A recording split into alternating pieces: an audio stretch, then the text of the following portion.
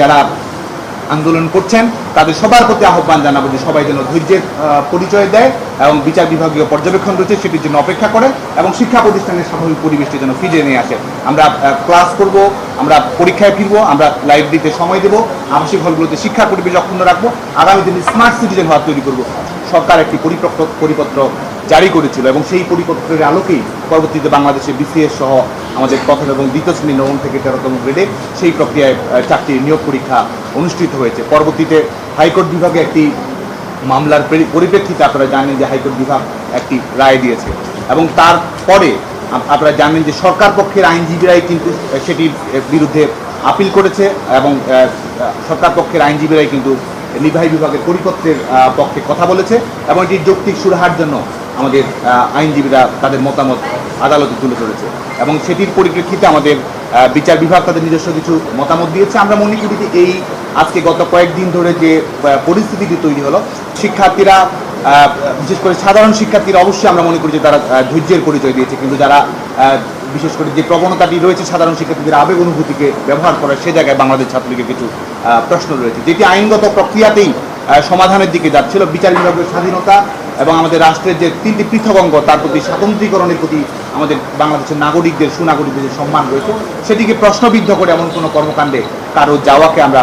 সাধুবাদযোগ্য বলে মনে করি না। সে কারণেই এই বিদ্যমান সমস্যাটির একটি আইনগত সমাধানের সুস্পষ্ট দরজা উন্মুক্ত থাকা সত্ত্বেও আমরা মনে করি যে ভিন্ন কোনো পন্থা অবলম্বন করা আমাদের তরুণ প্রজন্মের জন্য আশা জায়গা নিয়ে নয় এবং যেটি আদালতের মাধ্যমে সমাধান হচ্ছিল এবং বর্তমান সময়েও যেখানে নির্বাহী বিভাগের পরিপত্র জারি রয়েছে, যেখানে এর আগে 2018 সালের বাস্তবতায় যেটি জারি করা হয়েছিল সেটি যখন পুনর্বহাল হয়েছে, সেই পরিপ্রেক্ষিতে আন্দোলনকে আরও বেশি এগিয়ে নিয়ে যাওয়া, আন্দোলনকে আরও বেশি টেনে হিসেবে লম্বা করার প্রচেষ্টা এবং বিচার বিভাগের প্রতি শ্রদ্ধা না দেখিয়ে এক ধরনের মব জাস্টিসের মতো নির্বাহী বিভাগের প্রতি আদেশ জানানো, এটি আমরা মনে করি যে এটি সুচিন্তিত কোনো পরিকল্পনা নয় বলে আমরা মনে করি। আজকে যেহেতু একটি আদালত সময় নিয়েছে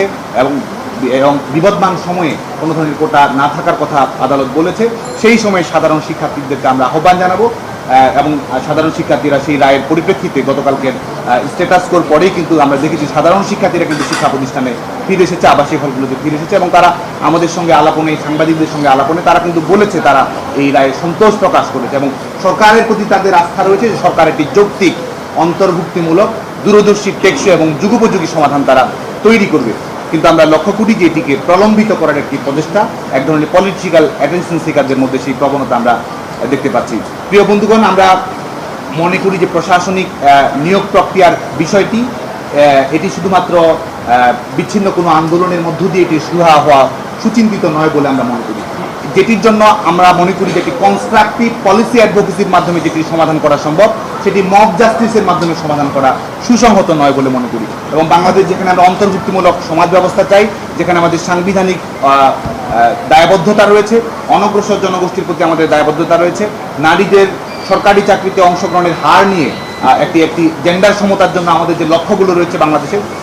সেই চ্যালেঞ্জগুলো যখন আমরা অতিক্রম করছি তখন নারীদের পর্যাপ্ত প্রতিনিধিত্ব রয়েছে কিনা, অনগ্রসর জনগোষ্ঠীর পর্যাপ্ত প্রতিনিধিত্ব রয়েছে কিনা, পার্বত্য চট্টগ্রামের আদিবাসীদের, আমাদের ক্ষুদ্র নৃতাত্ত্বিক গোষ্ঠীদের কোনো পর্যাপ্ত প্রতিনিধিত্ব রয়েছে কিনা, তাদের মতামতের কোনো ধরনের তোয়াক্কা না করে একতরফাভাবে এই ধরনের সিদ্ধান্ত প্রদান করা এটি ছাত্র সমাজের প্রতিনিধিত্ব করে বলে আমরা মনে করি না। কারণ যে বিষয়ে এক ধরনের সুচিন্তিত মতামত প্রয়োজন, বিশেষজ্ঞদের মতামত প্রয়োজন, বিচার বিভাগীয় পর্যবেক্ষণ প্রয়োজন, সেখানে যারা তাড়াহুড়ো করে নিজেদের গুটি কয়েকের মতামত ছাত্র সমাজের মতামত হিসেবে প্রতিষ্ঠিত করার চেষ্টা করছে, তাদের উদ্দেশ্য শুভ বলে আমরা মনে করি না। যেখানে আমরা মনে করি যে সুচিন্তিত আলাপ আলোচনার প্রয়োজন রয়েছে, বিচার বিভাগীয় পর্যবেক্ষণ, সাংবিধানিক অনুশাসন এবং আমাদের জনপ্রতিনিধিত্বমূলক সরকারদের যেখানে নিজস্ব উপলব্ধি রয়েছে, সেই জায়গায় এই ধরনের চাপিয়ে দেওয়া কোনো কিছু আমরা ছাত্র সমাজের জন্য, আগামী দিনের জন্য, আমাদের বর্তমান ভবিষ্যৎ প্রজন্মের জন্য শুভকর নয় বলে আমরা মনে করি। যে কারণে আমরা যারা আন্দোলন করছেন তাদের সবার প্রতি আহ্বান জানাবো যে সবাই যেন ধৈর্যের পরিচয় দেয় এবং বিচার বিভাগীয় পর্যবেক্ষণ রয়েছে সেটির জন্য অপেক্ষা করে এবং শিক্ষা প্রতিষ্ঠানের স্বাভাবিক পরিবেশটি যেন ফিরিয়ে নিয়ে আসে। আমরা ক্লাস করব, আমরা পরীক্ষায় ফিরবো, আমরা লাইব্রেরিতে সময় দেবো, আবাসিক হলগুলোতে শিক্ষার পরিবেশ অক্ষুণ্ণ রাখবো, আগামী দিনে স্মার্ট সিটিজেন হওয়া তৈরি করবো। শিক্ষার্থীদের যদি কোনো যৌক্তিক উপায় থাকে, যৌক্তিক বক্তব্য থাকে, শিক্ষার্থীরা আমরা মনে করি সেটি যৌক্তিক বক্তব্য প্রদান করার বিকল্প উপায় রয়েছে। সেখানে যদি আমরা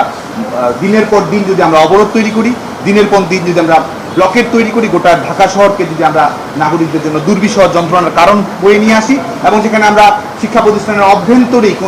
কোনো ধরনের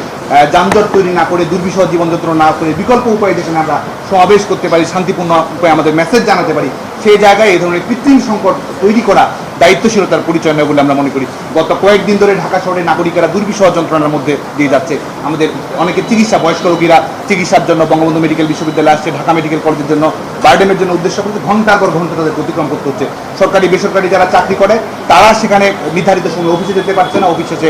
অফিসে সুনির্দিষ্ট সময় বাসায় ফিরবে সেটির সুযোগ হচ্ছে না। এবং একই সঙ্গে আপনারা জানেন যে বর্তমান সময়ে 15 লাখের অধিক শিক্ষার্থী এইচএসসি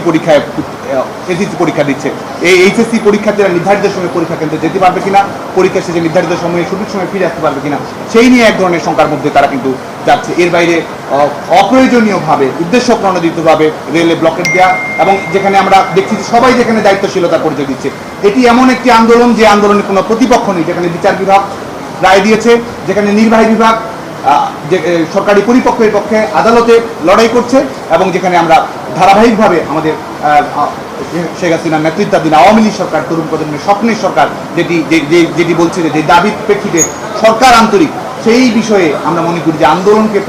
প্রলম্বিত করা এক ধরনের কৃত্রিম সংকট তৈরি করা ছাড়া অন্য কিছু নয় বলে আমরা মনে করি। যে কারণে সকল পক্ষের প্রতি আমাদের আহ্বান থাকবে যে অনতিবিলম্বে শিক্ষা প্রতিষ্ঠানের স্বাভাবিক পরিবেশ আমাদের ফিরে নিয়ে আসতে হবে। ব্লকেট থেকে সরে এসে আমাদের শিক্ষা প্রতিষ্ঠানের অভ্যন্তরীণ শান্তিপূর্ণ গণতান্ত্রিক ন্যায়সঙ্গত উপায়ে শিক্ষার্থীদের মেসেজগুলো পৌঁছে দেওয়ার জন্য চেষ্টা করতে হবে। এবং বাংলাদেশ ছাত্রলীগ আমরা কথা দিতে চাই যে আমরা সাধারণ শিক্ষার্থীদের যে কোনো যৌক্তিক ন্যায়সঙ্গত অন্তর্মুক্তিমূলক পদ্ধতির পক্ষে আমরা থাকবো এবং এটি স্মার্ট পদ্ধতিতে পলিসি ডিসকাশনের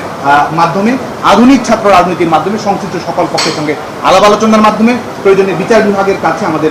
বক্তব্য পৌঁছে দেওয়ার, সাধারণ শিক্ষার্থীদের বক্তব্য আমরা পৌঁছে দেওয়ার চেষ্টা করবো। সেই বক্তব্য পৌঁছে দেওয়ার মাধ্যমে এটির একটি সমাধান করা সম্ভব বলে আমরা মনে করি।